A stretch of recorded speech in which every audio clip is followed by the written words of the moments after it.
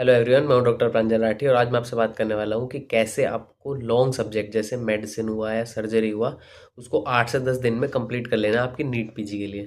ठीक है, देखो सुनने में मुश्किल है लेकिन हो सकता है। ठीक है, और इस वीडियो में कोई ऐसा कोई जादू नहीं बताने वाला हूँ कि 8 से 10 दिन में आप पूरा शुरू से आखिर तक सब कुछ कर लोगे, नहीं।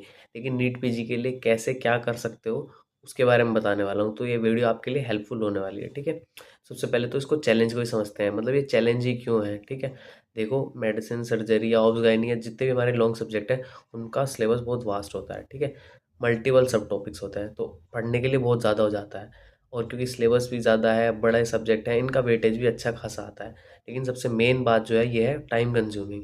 इनमें बहुत टाइम लग जाता है आपको मेडिसिन ख़त्म करने में, सर्जरी ख़त्म करने में।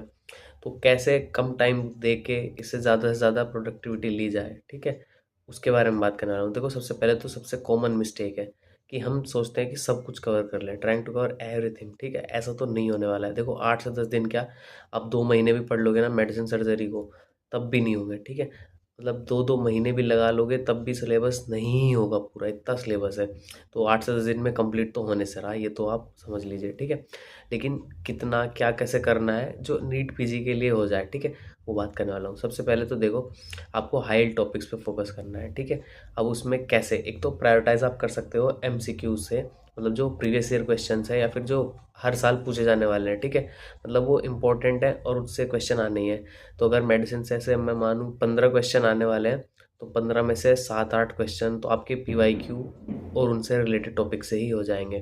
ठीक है, बाकी मैं बात करूँ मेडिसिन की तो उसमें जो इम्पोर्टेंट यूनिट्स हैं वो बता देता हूँ। कार्डियोलॉजी, नेफ्रोलॉजी, इन्फेक्शियस डिजीज़ और न्यूरोलॉजी। अब मैंने ये क्यों रखे हैं, देखो कार्डियोलॉजी और न्यूरोलॉजी ऐसा है जो कि आपके पैथो और फार्मा माइक्रो से इतना ज़्यादा कवर नहीं होगा जितना बाकी हो जाएंगे। जैसे आप रेस्पिरेटरी सिस्टम लो, जीआई सिस्टम लो, ये जो है ये आपके पैथो, फार्मा, माइक्रो से या फिर सर्जरी की नॉलेज से हो जाएंगे। लेकिन कार्डियोलॉजी और न्यूरोलॉजी मेनली ये दो, और इन्फेक्शियस डिजीज़ भी कहीं काफ़ी, ये मेडिसिन कैसे कोर सब्जेक्ट में आता है। मतलब कार्डियोलॉजी और न्यूरोलॉजी तो आप जितना मेडिसिन में पढ़ोगे उतना बाकी जगह नहीं पढ़ोगे, तो इन पे थोड़ा ज़्यादा ध्यान दे सकते हैं आप मेडिसिन पढ़ते टाइम। अगर रेस्पिरेटरी या जीआई सिस्टम या और जो है वो थोड़े थोड़े रह भी जाते हैं तो पैथो फार्मा कवर कर लेते हैं आपके। ठीक है, ऐसी सर्जरी में है, देखो जो ट्रोमा वाला पार्ट है, हर्निया और GI surgery, breast and thyroid, ये इंपॉर्टेंट है सर्जरी के लिए। ऐसा नहीं कह रहा हूँ बाकी चीज़ें इंपॉर्टेंट नहीं है, बट ये ट्रोमा वाला पार्ट और ये हर्निया वगैरह वाला पार्ट ये हम बाकी जगह कम ही पढ़ते हैं। तो इसको अच्छे से करना है सर्जरी को लेके। ठीक है, बाकी यही कहूँगा कि रैपिड रिवीजन नोट्स आपके यूज़ कर सकते हैं आप, और समरीज यूज़ कर सकते हैं। समरीज मतलब ये तो जो आपने बनाए हो नोट्स वो भी समरीज की तरह ही हैं, और रैपिड रिवीजन तो है ही फिर कम टाइम में करने के लिए।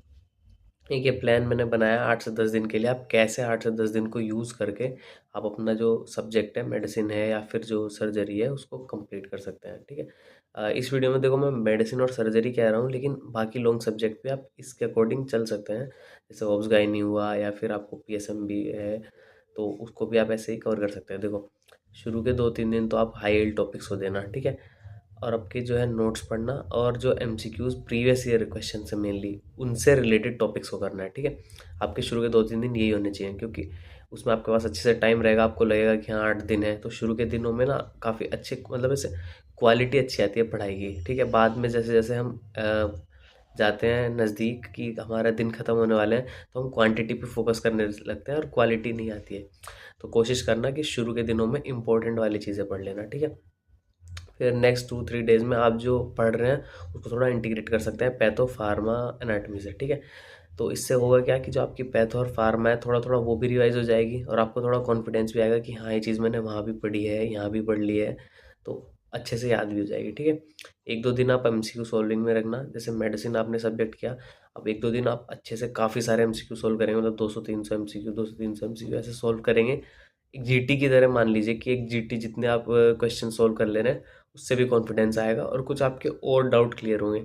इसमें भी पीवाईक्यू को ज़रूर रखना। मैं हर जगह पीवाईक्यू इसीलिए कह रहा हूँ क्योंकि वो स्टैंडर्ड क्वेश्चन होते हैं, उसके जैसे ही क्वेश्चन आने वाले होते हैं, और उनको करके आपके कुछ कॉन्सेप्ट वो क्लियर होते हैं, और वो कॉन्सेप्ट जो होते हैं वही एग्जाम में पूछे जाते हैं।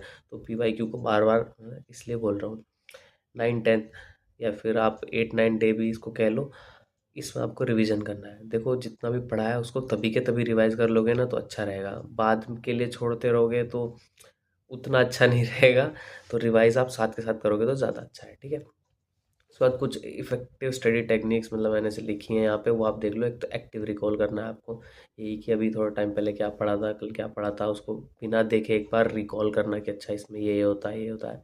ये आप कर लोगे तो ज़्यादा टाइम तक याद रहेगा, ठीक है। ये कि मैंने लिखा है स्पीड एडजस्टेड वीडियो लेक्चर्स। ये आप देख सकते हैं, जैसे कि आजकल सारे ही ऐप्स में, मैं रोब डैम स्मार्टिया जितने भी हैं सब में 2x स्पीड पे वीडियो देखने की जो है हमारे पास रहती है अवेलेबल। तो उसको आप 1.5x पे या 2x पे भी देख सकते हैं। और रिवीजन वीडियो तो वैसे भी कम ड्यूरेशन की होती है, उसको आप 1.5x पे 2x पे देखेंगे तो जल्दी जल्दी आपके कॉन्सेप्ट क्लियर हो जाएंगे। अगर आपने पहले पढ़े हुए हैं, देखो फर्स्ट टाइम में रिवीजन वीडियोस वो भी 2x पे देखना तो बेवकूफ़ी होगी, ठीक है। अगर आपने पहले पढ़ा हुआ है, आपको थोड़ा बहुत आता है, तभी रिवीजन वीडियो पे जाना, और 2x पे तभी देखना जब एटलीस्ट थोड़ी बहुत नॉलेज आपको उसकी हो। बिल्कुल कुछ ना पता हो उस टॉपिक के बारे में, 2x पे रिवीजन वीडियो देखना कुछ खास समझ आने वाला नहीं है उसमें, ठीक है। तो मतलब आप यूज़ करना ज़रूर, लेकिन जो है वीडियोस को 2x पे देखना, ठीक है। उसके बाद ये MCQ बेस्ड लर्निंग है, मैं बार बार बोल रहा हूँ, PYQ कर लेना। इवन PYQ पे मैंने एक डेडिकेटेड वीडियो बनाई हुई है, आप उसको भी देख सकते हैं। इसके अलावा एक ये चीज़ है जो काफ़ी मतलब इम्पोर्टेंट है कि रिटेन कैसे रखना है ज़्यादा लंबे टाइम तक। देखो सब पढ़ते हैं, ज़्यादातर चीज़ें सब पढ़ी हुई होती हैं जो एग्ज़ाम में आती है, लेकिन रिटेन रहना बहुत ज़रूरी है, ठीक है। तो एक तो यही कहूँगा, रिवीजन सबको पता है कि रिवीजन करने से रिटेन रहती हैं, लेकिन बार बार मैं इसलिए कहता रहता हूँ कि हाँ, लगे आपको कि हाँ यार रिवीजन नहीं हुआ है, रिवीजन करना चाहिए, ठीक है। डेली रिवीजन करो, जो प्रीवियस डे पढ़ा था, प्रीवियस वीक जो पढ़ा था, ऐसे रिवीजन करते रहो टाइम के टाइम, मतलब करते रहो। और उसके बाद में तो रिवीजन करना ही है पूरे सिलेबस का, ठीक है। उसके अलावा कहूँगा निमोनिक ज़रूर बनाओ, अपने खुद के बनाओ या आपके फ्रेंड्स के, जो भी अच्छे हों। मतलब निमोनिक ना आपको सच में याद रखने में मदद करते हैं, ठीक है। कभी कभी निमोनिक की वजह से वो चीज़ें याद रह जाती हैं, अगर निमोनिक ना हो तो याद ही ना हो, तो निमोनिक का यूज़ करो, ठीक है। और बाकी कि जो है कि आप अपने फ्रेंड वगैरह को पढ़ा दो, वो टॉपिक को एक्सप्लेन कर दो, तो आपको और अच्छे से याद रहेगा, आपकी मेमोरी में और रीइंफोर्स हो जाएगा। तो इसका भी आप यूज़ कर सकते हो। फाइनल 48 आवर स्ट्रेटेजी एक मैंने बतानी है आपको। देखो हाइड नोट्स को रिवाइज करना है, जो प्रीवियसली मार्क्ड MCQs हैं उनको करना है। मैंने पहले भी बोला था आपको जब PYQ वाली वीडियो में कि आपको जो है, जो प्रीवियस ईयर के क्वेश्चन है जब आप सोल्व करते हैं तो उनको ना मतलब सेलेक्ट कर ले, उनको बुक मार्क में कर देना है, ठीक है, ताकि आप जब बुक मार्क वाले देखो तो आपको याद रहे, ठीक है। उसके अलावा नए टॉपिक को तो आपको पढ़ना ही नहीं है लास्ट में, ठीक है, ये हम पहले से ही बता चुका हूँ। नए टॉपिक कभी भी लास्ट में नहीं पढ़ने चाहिए, ठीक है। और उसके अलावा टेस्ट देना है आपको आपके वीक एरियाज़ के लिए, ठीक है, यही है। उसके अलावा लास्ट में ये कहूँगा, आपके प्लान पे स्टिक रहो, ठीक है, ट्रस्ट रखो उस पर, और डिस्ट्रैक्शंस को अवॉइड करो। देखो ये टाइम नहीं है डिस्ट्रैक्शंस में जाने का, ठीक है। पूरी लाइफ पढ़ी आगे कुछ भी करो, ठीक है, बट अभी डिस्ट्रैक्शन से हट के आपकी तैयारी कर लो सही से, ठीक है। इसके अलावा क्वालिटी पे फोकस करना है, क्वांटिटी पे नहीं, ठीक है। आपके जो कंसाइज नोट्स हैं, कंसाइज आपका रिसोर्स है, उस पे स्टिक रहो, ठीक है। ये मत सोचो कि मैं ज़्यादा से ज़्यादा सब कुछ कवर कर लूँगा, ऐसा नहीं होता है, ठीक है। क्वालिटी पे फोकस करना है, क्वांटिटी पे नहीं, ठीक है, इस बात का ध्यान रखना है। उसके अलावा stay positive, revise well and give your best shot, ठीक है। तो अपने फ्रेंड्स वगैरह के साथ शेयर कर देना, लाइक शेयर सब्सक्राइब कर लेना चैनल को, ऐसी वीडियोज़ में बनाता रहता हूँ। कोई आपके डाउट हो तो आप पूछ सकते हैं, ठीक है। Thank you.